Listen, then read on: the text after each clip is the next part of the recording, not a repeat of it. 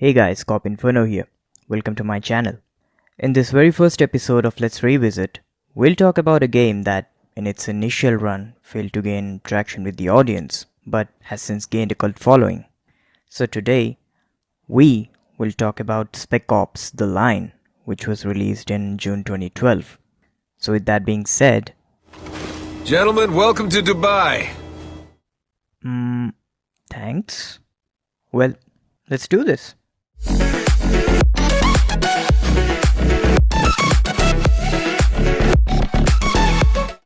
So, what makes this game special? We'll get to know about that, but let's start with a bit of history.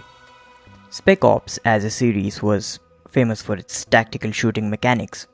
Between 1998 and 2002, a total of 9 games were released for PC, PlayStation 1 and Dreamcast. So, the publisher skipped the 6th generation of consoles altogether, except for the Dreamcast, which got a remake of Spec Ops 2 Green Berets titled Spec Ops 2 Omega Squad, which was largely a failure. In 2003, Take-Two confirmed that Rockstar Games was working on the franchise, but the project was eventually cancelled 2 years later. In 2006, Jaeger Development approached Take-Two and pitched an idea of a cover-based shooter like Gears of War, which was pretty famous at that time. The initial concept involved a sci-fi setting with futuristic soldiers. Take-Two did like the idea of a cover-based shooter, but they weren't fully on board with the initial concept. They were already planning to reboot the Spec Ops series, and since they liked Jaeger's idea, they offered them a chance to work on that instead. Now, until that time, Jaeger's only big project was an aerial combat shooter, which they aptly titled Jaeger. That was released in 2004. Yes, their very first project was named after their company. Just like me, so hey, I have a thing or two in common with Jaeger, right? So, Jaeger began developing the game in early 2007 with some change in plans. The sci-fi setting with futuristic soldiers was changed to a sandstorm-ravaged Dubai, which kind of gives a post-apocalyptic vibe to the game. Jaeger intentionally avoided going with a tactical shooter approach for the game while still maintaining some elements pertaining to it, which we will discuss when we get into the gameplay. Let's talk about the setting of the game then. So, Dubai, being surrounded by vast deserts, is naturally prone to sandstorms IRL because science, nerds. But during the game's setting, it's hit by the worst sandstorms in history. The city's elite downplay the entire situation before evacuating secretly, leaving countless residents and foreign migrant workers behind as the storms continue to intensify. Dick move, you elites. Jabronis. Colonel John Conrad, commander of the damned 33rd Infantry of the US Army, was returning home with his unit from Afghanistan when the storm struck. The army orders the 33rd to abandon the city and its refugees, but Conrad defies their orders and volunteers the 33rd to help relief efforts. During this, the storms intensify and a massive storm wall engulfs Dubai, disrupting everything but the strongest of radio broadcasts. Struggling to maintain order amid the chaos, the 33rd declare martial law and begin committing atrocities on the civilians. Aggrieved by this, some members of the 33rd stage a rebellion against Conrad, but they fail and are exiled. Even the CIA gets involved in all of this once they come to know of what the 33rd have been doing. 2 weeks before the start of the story, a looped radio signal from Conrad finally penetrates the storm wall.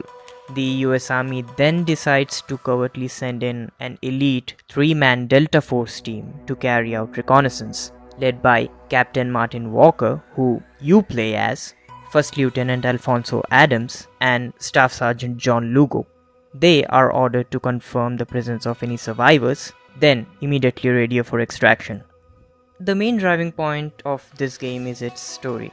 It basically deals with the psychological trauma of war and its effects on everyone associated with it, particularly on those who have seen its violence and destruction firsthand. You, as a player, will get to make a lot of choices in the game, some difficult yet unavoidable ones, while some you could definitely avoid. Take this one for an example for an unavoidable decision. While making your way through hordes of insurgents and the 33rd, you pass this place called the Gate, and you see it heavily guarded, but you need to make your way through, so you decide to bombard the area with white phosphorus. All well and good, except that when you make your way through the bombarded area, you come to know that you haven't just killed your enemies, you've also killed a lot of civilians. 47 to be precise. You come to know about the number later in the game.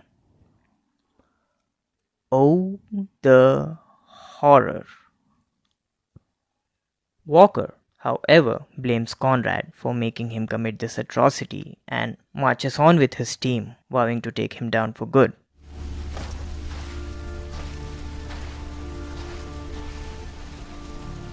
Are those civilians? Where'd they come from? There's no camp here. They took him from the nest. That hotel back at the storm wall? No, those can't be the civvies that got kidnapped. It's not possible. Yeah, it is. That's why Gould stormed this place. He didn't want the gate. He was trying to rescue his people. This is your fault, goddammit! Stop right there, Lugo. What it is, he wanted me to have a choice. He turned us into fucking cowards. Enough, Sergeant. No, I told you so. No. This incident alone paves the way for the remainder of the game, with an absolute shocker of a revelation near the end. There are other moral choices which you get to make in the game too. For example, almost halfway into the campaign, Conrad gives you a choice to either execute a civilian or a 33rd soldier, both of whom have committed serious crimes. This is Dubai, Captain.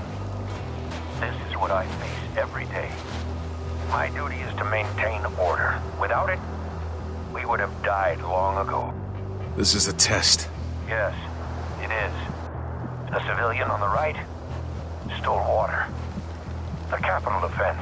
The soldier on the left was sent to apprehend him, which he did, killing the man's family in the process. 5 innocent people are dead because these 2 animals couldn't control themselves. I get it. We're meant to choose. Choose what? Let's get out of here. Lugo's right. We need to get as far away from this as possible. That's enough. Obviously not, because we're still here. They aren't guilty. But what is justice? And how would you see it dealt? This is an order, Captain. Who lives? Who dies? Judge these men, or pay the price of insubordination. Later in the game, you will be surrounded by a group of angry survivors who will block your way. If you try to walk through them, they'll push you back and pelt you with stones, and you will ultimately bleed to death. So, you will be given an option here. Shoot the civilians directly and your subordinates will follow suit, or just free fire in the air to make them run away. All of these collectively will make you question yourself as a player, which, yes, the developers have done a great job at. Speaking of the gameplay, it's a standard over-the-shoulder aiming affair, and let's be honest, it's pretty fluid. You have access to different aiming modes while in cover, or you can blind fire. Keep in mind though, there are some covers which could be destroyed by means of heavy gunfire. You have 4 difficulty modes to choose from: Walk on the Beach, Combat Op, Suicide Mission, and Foobar. Foobar is unlocked once you complete the game in the Suicide Mission mode. But that being said, each mode provides its own set of challenges. Though this is mainly a departure from the earlier Spec Ops games and their emphasis on tactics and strategy, the game does comprise of some tactics-based shooting. You can command one of your partners to attack a specific enemy on the field, which is called stun command. That being said, some enemy types in the game are damn annoying. Particularly the armored heavy troopers and the soldiers behind the turrets. They give you the most challenge in every difficulty mode. You also have combat knife wielding bayonet runners who simply charge at you for attacks, all the while dodging your bullets if you happen to fire at them from a long range. You can dispatch them off easily if you do manage to locate them, but they sometimes manage to catch you off guard and they are a real pain in the foobar mode. One hit and you're dead, that's it. There are shotgun wielding troopers who, just like bayonet runners, charge at you to shoot from a short range. Just like Gears of War games, you can revive your downed partner. You can also execute a downed enemy by approaching them. You will also gather pieces of information throughout each chapter, aptly named Intel, which will give you details like on what went down before your arrival in Dubai, the 33rd Infantry's occupation, the CIA involvement in the city, and what life is like for refugees within the city. Found a doll in the OZ. No way it's left over from the old days. Diamond earrings for eyes, silk for a dress. This was made after the storm wall fell. That means children, families. I'm starting to wonder about our enemy. For those who love minute details, there are some great little touches in the gameplay. For example, when you execute a headshot, the gameplay just slows down a little bit to let you know that you've killed an enemy with the perfect shot.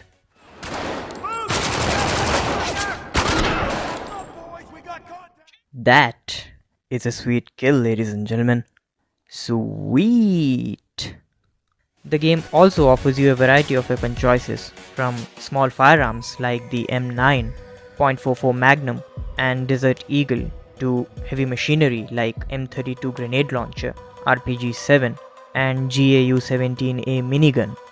Though minigun in particular is exclusive for a helicopter assault stage. That being said, you can carry only 2 firearms at once. However, there are 3 different grenade types to choose from: frag, stun and sticky. You can carry 3 units each of all 3 types of grenades at once and switch between them in combat. The game also has 4 different endings based on the choices you make, but I'm not going to spoil any one of them for you. Those are all for you to explore, but all I can say is that each ending has a lasting impact. When the game was released in June 2012, it was heavily praised by the critics for its storyline and campaign gameplay. It was nominated under multiple categories in several game award shows and did manage to win a few as well. Well, you made it this far into the video and now you know what makes this game special, so brownie points for you. But the game ultimately did not sell well and was declared a commercial flop. So much so that the series hasn't seen another game being developed so far. So, why such an acclaimed game didn't get the love it should get upon its release? And the answer is... it's multiplayer. Yup, multiplayer. On paper, the multiplayer for the game was a pretty standard affair too. You had 6 different local multiplayer modes to choose from. Mutiny, which is a standard team deathmatch mode. Rally Point, which is a King of the Hill style match where players accumulate score for their team. Buried, where a team is tasked to destroy the opposing team's vital points, which reveals their high value target upon destruction, whereupon players are tasked to eliminate the opposing team's target in order to win the match. Chaos, which is a free for all mode. So, some good old Fortnite action, ladies and gentlemen. Uplink, where both teams are tasked to capture a central rally point and disable the opposing team's comm station to prevent them from receiving points. and attrition, where players engage in 3-team elimination rounds with only 1 life per round and no respawns. A 2-player co-op mode was introduced going forward in the game with 4 missions, where you engage with waves upon waves of enemies, which is kind of like the Horde mode. Critics and players alike found the multiplayer modes to be kind of meh, with nothing new to offer, and multiplayer was all the rage back then. Well, it still is, I believe. Yes, exactly. Adding to that, players were facing crashes, freezes and connectivity issues while trying to get into some multiplayer action. Jaeger's lead designer, Corey Davis, outright stated in an interview with Polygon that multiplayer modes were never a focus of the development, but Take-Two was determined to have it in the game anyway. The game was released on the same day as Tom Clancy's Ghost Recon Future Soldier, which was also praised by the critics for its campaign story, but its multiplayer experience was comparatively better than that of Spec Ops: The Line. So in the end, Ghost Recon Future Soldier emerged as kind of a winner in this battle, and Spec Ops: The Line, along with Max Payne 3, which was also published by Take-Two though in collaboration with Rockstar Games and released in June, delivered lower than expected sales numbers, and new games in their respective franchises were never considered by Take-Two. Speaking of Max Payne 3, let me know if you want to see a Let's Revisit episode on it. That's a pretty underappreciated game too. So, if you're into narrative-driven games with a thought-provoking storyline, just go check out this game if you haven't already. It's an absolute no-brainer. It's available on Steam for rupees 1499 or 1999 US. This was also released for PlayStation 3 and Xbox 360, so if you manage to find a copy, just go grab it and enjoy the game. Also, if you want to know what Jaeger development is up to nowadays, they've released a free-to-play multiplayer shooter titled The Cycle on the Epic Game Store. So if you're into these kind of games, go check the game and support the developer. That's it for this episode of Let's Revisit. I'll be back with another episode later.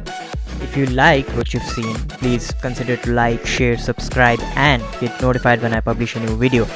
While you're there, let me know in the comments which game you want me to revisit for an upcoming video. Thank you for watching. Here's Cop Inferno, signing off.